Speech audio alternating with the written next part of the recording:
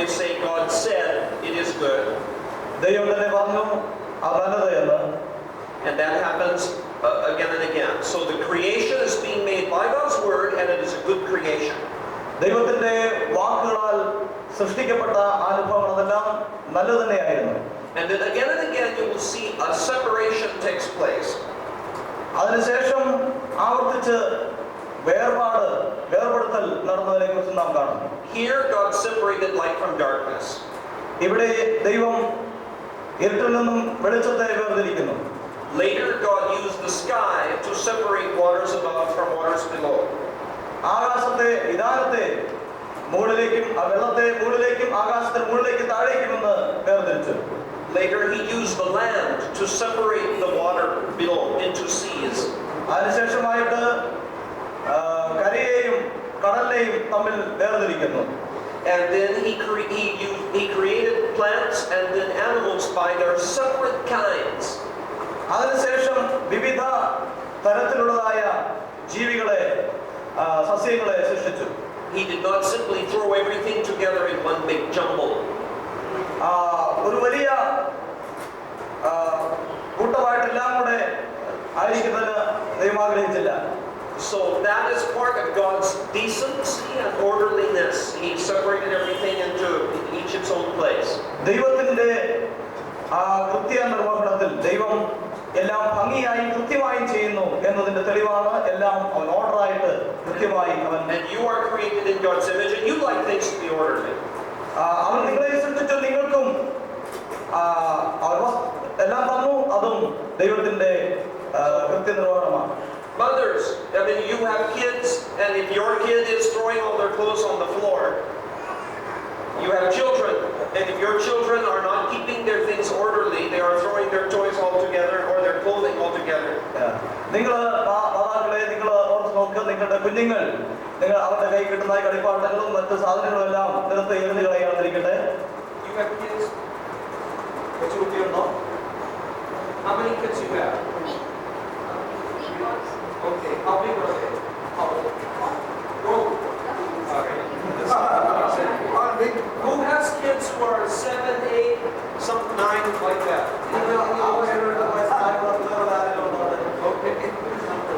And you have to tell them to put everything in the right place? Oh, yeah, okay. So it's they want to keep their clothes in a pile on the floor. No, you don't permit that. Okay. Oh, okay. So, God put everything in its own place. Right at Genesis chapter 1. ഉൽപ്പത്തി പുസ്തകത്തിൽ പറഞ്ഞിരിക്കുന്നത് പോലെ ദൈവം എല്ലാം കൃത്യമായിട്ട് അതിന്റെ ഓർഡറായിട്ട് ചെയ്യുന്നു. Now, so orderliness is something that God likes. ദൈവത്തിന്റെ പ്രകാശത്തിൽ ദൈവമെല്ലാം കൃത്യമായി ചെയ്യുന്നു. Of course, orderliness is something that God likes. God likes orderliness. അത് കൃത്യമായിട്ട് അല്ലെങ്കിൽ ഓർഡറായിട്ട് കാര്യങ്ങൾ ചെയ്യുന്നത് കർത്താവ് ഇഷ്ടപ്പെടുന്നു. And even before mankind is created, the idea of separation is already there. മനുഷ്യനെ സൃഷ്ടിച്ചപ്പോഴും ഈ വേർപാടിന്റെ ഒരു പ്രക്രിയ നമുക്ക് കാണാം. So if God wants you to be separate from sin, you understand that the whole idea of separation was already there even before sin was there. പാപം ഉണ്ടാകുന്നതിന് മുൻപ് തന്നെ മനുഷ്യൻ ചിലതിൽ നിന്ന് വേർപാടുള്ളവരായിരിക്കണം എന്ന് ദൈവം ആഗ്രഹിച്ചു. So if somebody wants to be worldly, we must understand that whole idea of mixing different things, contrary things together, is something that God that is against God's whole nature. He keeps different things separate. നമുക്കറിയാം വിവിധ വസ്തുക്കളെല്ലാം തന്നെ പരസ്പരം വ്യത്യസ്തതയുള്ളതാണ്, separate ആയിട്ട് അല്ലെങ്കിൽ വേർപെട്ടിരിക്കുന്ന അനുഭവമുള്ളതാണ്. Verse 5. 5ാം വാക്യം. God called the light day and the darkness he called night. ദൈവം വെളിച്ചത്തിന് പകലെന്നും ഇരുളിന് രാത്രിയെന്നും പേരിട്ടു. Now some people try to say that the 6 days of creation are all 24-hour days. ചില ആളുകൾ വിചാരിക്കുന്നത് ഈ 6 ദിവസത്തെ കുറിച്ച് പറഞ്ഞിരിക്കുന്ന ഒരു ദിവസം 24 മണിക്കൂറുകൾ ഉള്ളതാണ്. And everything is of regular length, the same length. എല്ലാം ഒരേ രീതിയിലുള്ള കണക്കുകളാണ് എന്ന്. They are taking the word day to mean what it means now. ആളുകൾ ഇന്ന് വിചാരിക്കുന്നത് ഇന്നത്തെ പോലെ തന്നെയുള്ള ദിവസങ്ങൾ എന്നാണ്. But let's remember this. എന്നാൽ ഇത് നാം ശ്രദ്ധിക്കുക. On the first day of creation, there is no sun or moon yet. എന്നാൽ ആദ്യത്തെ സൃഷ്ടിപ്പിന്റെ ദിവസത്തിൽ സൂര്യനും ചന്ദ്രനും ഉണ്ടായിരുന്നില്ല. And when you get to the fourth day of creation, എന്നാൽ നാലാമത്തെ ദിവസത്തിന്റെ സൃഷ്ടിയിലേക്ക് വരുമ്പോൾ you will see that God there will say, now it will be regular measurement of time. അപ്പോഴാണ് സമയത്തെ അളക്കുന്നതിനുള്ളതായ ഒരു കൃത്യമായ അളവ് ദൈവം. That is the fourth day. That's not yet. അത് നൽകിയത് നാലാമത്തെ ദിവസമാണ്. At this point, day only means light. അതിന്റെ അർത്ഥം ദിവസം ഉണ്ടാകുന്നത് പ്രകാശ അനന്തരമാണ്. God called the light day and the darkness he called night. ദൈവം വെളിച്ചത്തിന് പകൽ എന്ന് പേരിട്ടു, ഇരുട്ടിന് രാത്രി എന്നും. And regular units of time, or time marching along, that does not start until the fourth day. നാലാമത്തെ ദിവസം വരെ രാത്രിയും പകലും ഇങ്ങനെ കൃത്യമായ സമയം നാലാമത്തെ ദിവസം വരെ ഉണ്ടായിരുന്നില്ല.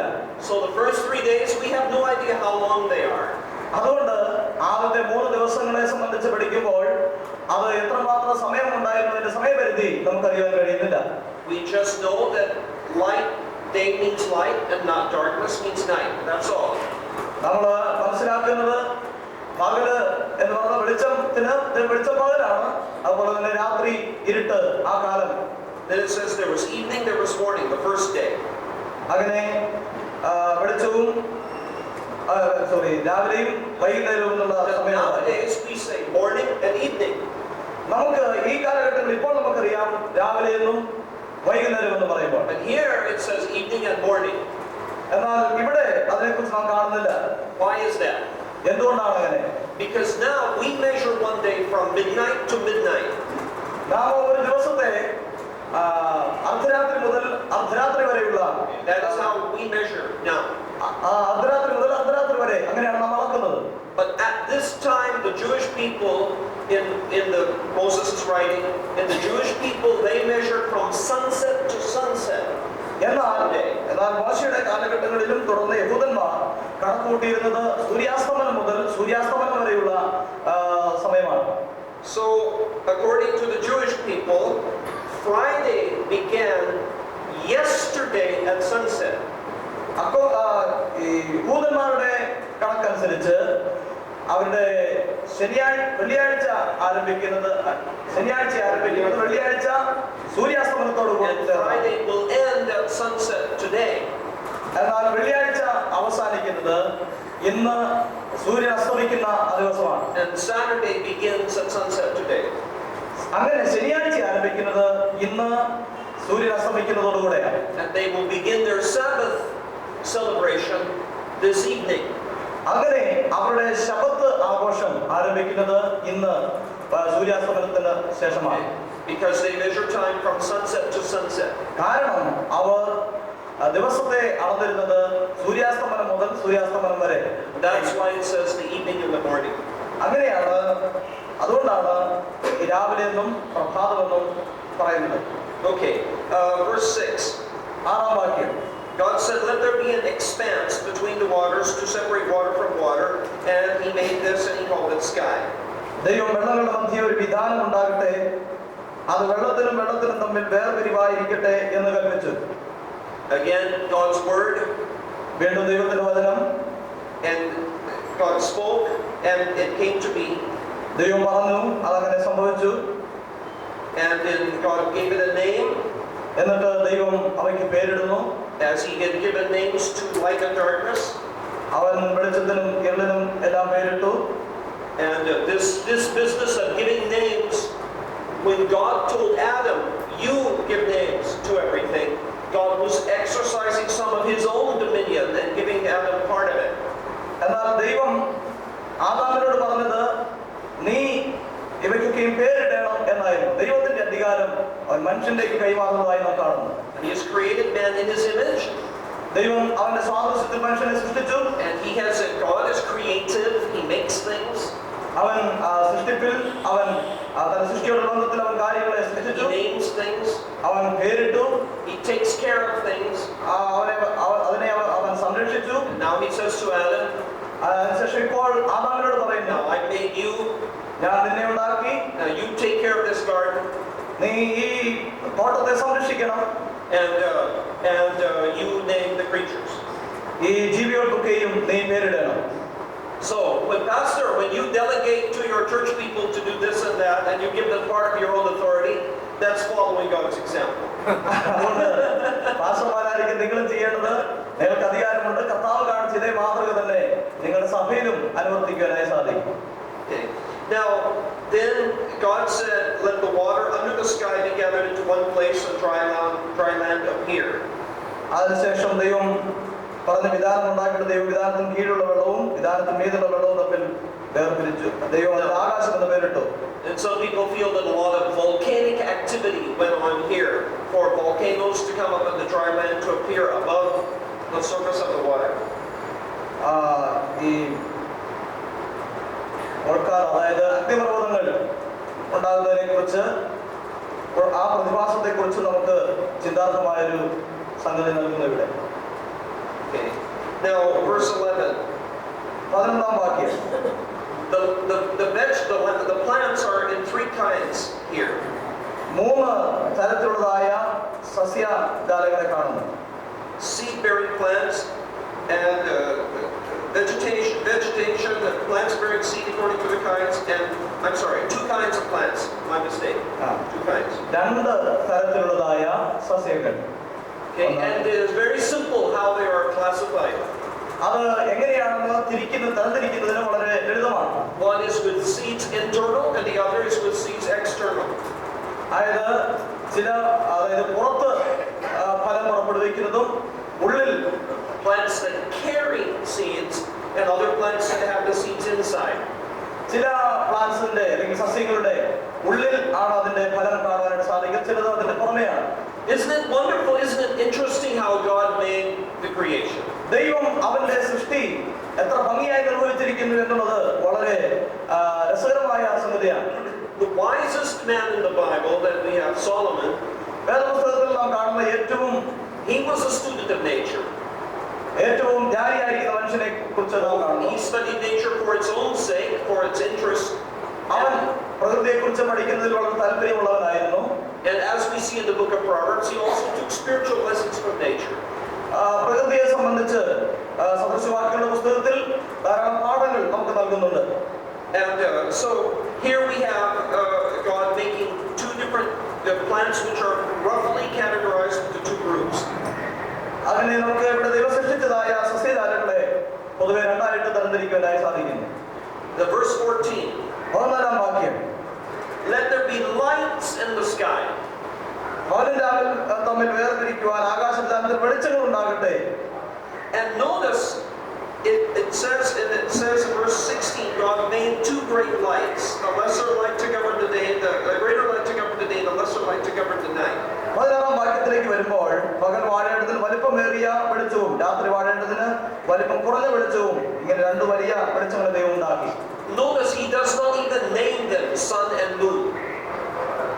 എന്നാൽ ഇവിടെ ഒരു കാര്യം നമ്മൾ ശ്രദ്ധിക്കുക, സൂര്യൻ ചന്ദ്രൻ എന്നിങ്ങനെ പേര് നൽകിയിട്ടില്ല. Now why is that? എന്തുകൊണ്ടാണത്? Remember, Moses is bringing the children of Israel out of Egypt, and he's writing this. മോശ ഇസ്രായേലിൽ നിന്ന് തന്റെ ജനത്തെ പുറപ്പെടുവിച്ചു കൊണ്ടുവരുന്ന അവസരത്തിൽ അതിനെക്കുറിച്ച് പ്രതിപാദിച്ചിരിക്കുന്നു. The Egyptians worshipped the sun and moon. കാരണം ഇസ്രായേലിലുള്ളവർ ഈജിപ്തുകാര് സൂര്യനെയും ചന്ദ്രനെയും ആരാധിക്കുന്നവരായിരുന്നു. And Moses is trying to get them out of worshiping these idols and worshiping these other things. മോശയാകട്ടെ ഈ ജനത്തെ ഇങ്ങനെ വിഗ്രഹങ്ങളെ ആരാധിക്കുന്നതായ അവിടെ നിന്ന് തന്റെ ജനത്തെ പുറപ്പെടുവിക്കുവാനായി വരുന്നു. And he will give no dignity, no personality to the sun and moon. താനാകട്ടെ ഈ സൂര്യചന്ദ്രന്മാർക്ക് നൽകുന്നില്ല. And Moses simply says, these are not special in themselves, they are simply lights created by God. മോശ അത് നൽകുന്ന വിശദീകരണം കേവലം ഇങ്ങനെ മാത്രമാണ്: ദൈവം വെളിച്ചങ്ങളെ മനുഷ്യന് നൽകി, വെളിച്ചം They are not gods to be worshipped, they are made by the one true God. അവ ആരാധിക്കുന്ന ദൈവങ്ങളല്ല, അവയെ ഉണ്ടാക്കിയ ആരാധിക്കാൻ യോഗ്യനായ ഒരു സത്യദൈവം മാത്രമേ ഉള്ളൂ. Okay, now why are they made? എന്നാൽ എന്തുകൊണ്ടാണ് അവ സൃഷ്ടിക്കപ്പെട്ടത്? Number one, to separate the day from the night. ഒന്ന്, രാത്രിയും പകലും തമ്മിൽ വേർതിരിക്കുന്നതിന്. That has already been done, but now the sun and moon are given that job to do that. ഇപ്പോഴും അങ്ങനെ തന്നെ അതിന്റെ ജോലി കൃത്യമായി നിർവഹിച്ചുകൊണ്ടിരിക്കുന്നു.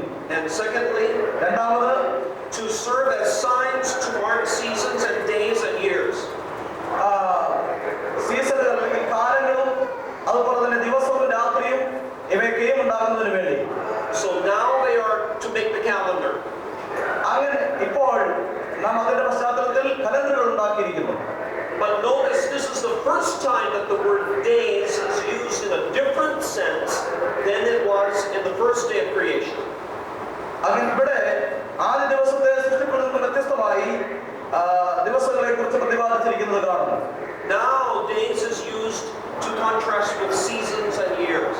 ഇപ്പോൾ നാം ദിവസങ്ങൾ വർഷങ്ങളായും അല്ലെങ്കിൽ ഈ അതുപോലെ തന്നെ കാലഘട്ടങ്ങളായിട്ട് തരംതിരിക്കുന്നതിന് വേണ്ടി ഉപയോഗിച്ചുകൊണ്ടിരിക്കുന്നു. Now you have regular unit of time. അങ്ങനെ ഇപ്പോൾ നമുക്ക് സമയത്തിന് ഒരു കൃത്യമായ അളവ് നമുക്കുണ്ട്. Now you have regular seasons, days, years. Time is marching on in an ordinary, repeatable way. ഇപ്പോൾ ദിവസങ്ങളും മാസങ്ങളും ഇങ്ങനെ അത് കൃത്യമായിട്ട് നിർവഹിക്കപ്പെട്ടുകൊണ്ടേയിരിക്കുന്നു. And then finally, the third purpose is simply to give light so we can see. എന്നാൽ പ്രഥമമായിട്ട് നമുക്ക് കാണുന്നതിന് സഹായമായ വിധത്തിൽ വെളിച്ചം അനിവാര്യമായിരുന്നു. So these are the three purposes that these are two lights were created.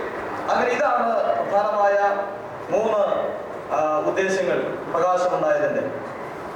And God saw that this was good. അങ്ങനെ ദൈവം അത് നല്ലതെന്ന് കണ്ടു. And then that's the fourth day. അത് നാലാമത്തെ ദിവസം.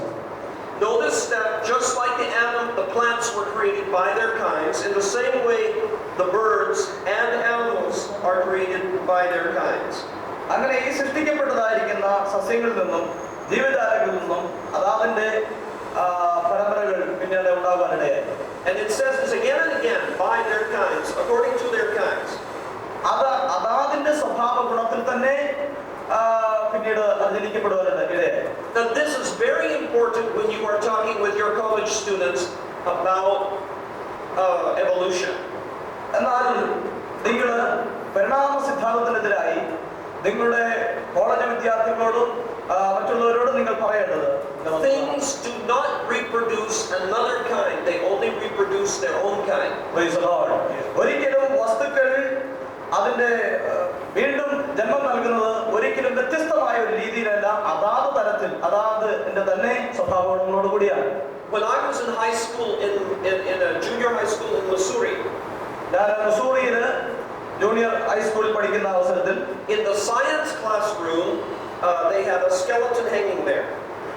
ഞങ്ങളുടെ സയൻസിന്റെ ക്ലാസ് റൂമില് ഒരു അസ്ഥികൂടം തൂക്കിയിട്ടിരുന്നു. So I said, what kind is this, male or female? ഞാൻ സംശയം ചോദിച്ചത് പുരുഷന്റെയാണോ സ്ത്രീയുടേതാണോ. So I was going to count the ribs. ഞാൻ അതിന്റെ അസ്ഥികൾ എണ്ണുവാനായിട്ട് തുടങ്ങി. And the teacher said, you cannot tell that way whether it is male or female. അത് ടീച്ചറിനോട് പറഞ്ഞു, അധ്യാപികരോട് പറഞ്ഞു, ആ വിധത്തിൽ ഇത് സ്ത്രീയുടേതാണോ പുരുഷന്റേതാണോ എന്ന് കണ്ടെത്തുവാൻ അസാധ്യമാണ്. He said because men and women have the same number of ribs. കാരണം അവര് പറഞ്ഞു പുരുഷനും സ്ത്രീക്കും അസ്ഥികൾ ഉള്ളത് ഒരേ വാരിയലുകൾ ഉള്ളത് ഒരേ രീതിയിൽ തന്നെയാണ്. He said just because God took a rib from Adam, that does not mean that all men from that time on have one less rib. കാരണം ആദാം ഒരു വാരിയല് എടുത്തതിന് ശേഷം പിന്നീട് ആളുകൾക്കെല്ലാം അതുപോലെ ആയിരിക്കുന്ന താൻ ബാധിച്ചപ്പോൾ അങ്ങനെയല്ല എന്നാണ് അവർ പറഞ്ഞത്. He said, now try to get this, acquired characteristics, characteristics which you acquire during your life, are not passed on to your children. പറഞ്ഞാൽ നമ്മൾ പ്രാപിച്ചെടുക്കുന്നതായ ഈ യോഗ്യതകൾ അത് പിന്നീട് തലമുറകളിലേക്ക് കൈമാറുന്നില്ല എന്നതിനെ കുറിച്ച്. That's very important to remember. എന്നാൽ നമ്മൾ ഓർത്തിരിക്കേണ്ട പ്രധാനപ്പെട്ട ഒരു വസ്തുതയാണ്. If you cut off your hand, your children will not be born without a hand. If you cut your hand off in an industrial accident, your hand is cut off by a machine, your children will not be born with -1 hand. ഉദാഹരണത്തിനായിട്ട് അദ്ദേഹം പറഞ്ഞത്, ഇപ്പോൾ നിങ്ങളുടെ കൈ മുറിച്ചു കളഞ്ഞാൽ പിന്നീട് നിങ്ങൾക്കുണ്ടാകുന്ന കുഞ്ഞ് അതുപോലെ മുറിക്കപ്പെട്ട ഒരു കൈയോട് കൂടി അല്ല ജനിക്കപ്പെടുന്നത് എന്നാണ്. Also the positive characteristics, if you get a PhD, your children will not be born with a PhD. പക്ഷേ നിങ്ങൾ പഠിച്ച് PhD ഡോക്ടറേറ്റ് യോഗ്യത എടുത്തു വരാം, എന്നാൽ നിങ്ങളുടെ മക്കൾക്ക് അതുണ്ടായിരിക്കണമെന്നില്ല. Okay, that means that creatures, when they have children, their children are the same kind as the original creature, not something else. അതുകൊണ്ട് നാം മനസ്സിലാക്കേണ്ടത്, സൃഷ്ടിക്കപ്പെട്ടതായ ആ സൃഷ്ടിജാലങ്ങൾ അതാതിന്റെ സ്വഭാവ ഗുണങ്ങളോട് കൂടിയ ആ സന്തതികളെയാണ് പിന്നീട് ജനിപ്പിക്കുന്നത്. ഒരിക്കലും വ്യത്യസ്തമായ മറ്റൊന്ന് ആയിരിക്കുകയില്ല. So if you have some horses that are competing with each other to get the best mate, okay, or two animals, two males which are fighting each other to get a particular mate female. ഒരിക്കലും രണ്ട് പുരുഷ ജീവികൾ തമ്മിൽ യോജിച്ചാൽ മറ്റൊന്നിനെ ഉത്പാദിപ്പിക്കപ്പെടുവാൻ സാധ്യമല്ല. One of those males may be a stronger, bigger creature than the other, and it may win for that reason. ഒന്ന് ഒരു വിഭാഗം ചിലപ്പോൾ വളരെ ശക്തിമത്തായിരിക്കും മറ്റൊന്നതിൽ നിന്നും. And as a result, the children may be bigger because you have a bigger, stronger adult. നിങ്ങൾ വലിപ്പമുള്ളവരായിരുന്നാൽ അല്ലെങ്കിൽ വലിപ്പമുള്ള ജീവികൾക്ക് ഉണ്ടാകുന്നത് അതുപോലെ വലിപ്പമുള്ളവ തന്നെയായിരിക്കും. That may happen because that is in the genetics of the parent. അത് സംഭവ്യമാണ്, കാരണം ജനിതകപരമായിട്ട് അതങ്ങനെയാണ്. But that is not a different kind of creature. എന്നാൽ അത് വ്യത്യസ്തമായ രീതിയിലുള്ള ഒരു ജീവിയായിരിക്കുകയില്ല. See, I went to a museum in America one time. ഞാൻ അമേരിക്കയിലായിരുന്നപ്പോൾ ഒരിക്കൽ ഒരു മ്യൂസിയത്തിലേക്ക് കടന്നുപോയി. And they had a sign up there. It was a dinosaur museum. അത് ഡിനോസറുകളുടെ ഒരു മ്യൂസിയമായിരുന്നു. And the sign said they had a picture of a creature, and these reptiles and amphibians, these creatures down here, and the mammals here. Okay. അവിടെ ഞാൻ കടന്നു ചെന്നപ്പോൾ ഈ mammals അതുപോലെ ഈ ഡിനോസറുകളുടെയും മറ്റും ചിത്രങ്ങൾ അല്ലെങ്കിൽ ഇഴജന്തുക്കളുടെയും ചിത്രങ്ങൾ കാണാൻ കഴിയും. Part of the chart was blue for cold-blooded creatures, and part was pink for warm-blooded creatures. അവിടെ ഈ അതായത് ശ്വേത രക്തത്തിലുള്ള ജീവികളെ സംബന്ധിച്ചും അല്ലാതെയുള്ള ജീവികളെ സംബന്ധിച്ചുമുള്ള വിവിധ കളറുകളിൽ അവിടെ രേഖപ്പെടുത്തിയിരുന്നു. Now, I did not go to the museum people and say, "This is completely wrong." അവസരത്തിൽ ഞാൻ നിങ്ങളോട് പറയാനായിട്ട് ആഗ്രഹിക്കുന്നത്, മ്യൂസിയത്തിൽ നമ്മൾ ഇത്